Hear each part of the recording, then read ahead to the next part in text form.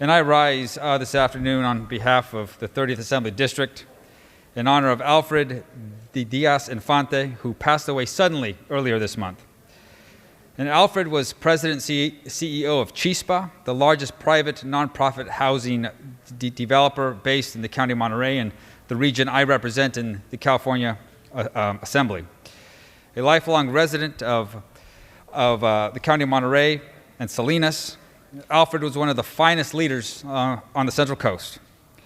I had the privilege of working with Alfred since the beginning of my career on housing and other issues affecting our underserved some communities, our most vulnerable residents and families. We shared many of the same values. We both grew up in a family of farm workers, and we saw firsthand the tough some conditions that this community faces. But what made Alfred a special leader was his commitment, his determination to make a difference, and make a difference for the people and families that needed it most. For 24 years as president and CEO of Chispa, Alfred, he was dedicated to enriching and improving the lives of our most vulnerable, farm workers, the homeless, low-wage earners, those living in poverty. He spoke about doing our part to meet their essential human, cultural, and some community needs, which included safe and dignified, affordable housing. His efforts, they directly led to the construction of thousands of housing units that transformed the lives of countless local families. But his legacy extends far beyond housing.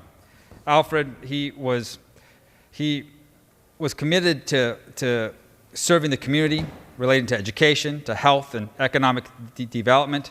He served on the Salinas Regional Sports Authority and also on the Big Sur Land Trust Board, which worked to restore Carr Lake and bring some residents of the Salinas Valley a large central park. There are just some of the ways that Alfred's legacy will live on in our district and in our community, but undoubtedly his loss will be felt for years to come. We are all much better off for having known him and having learned from him.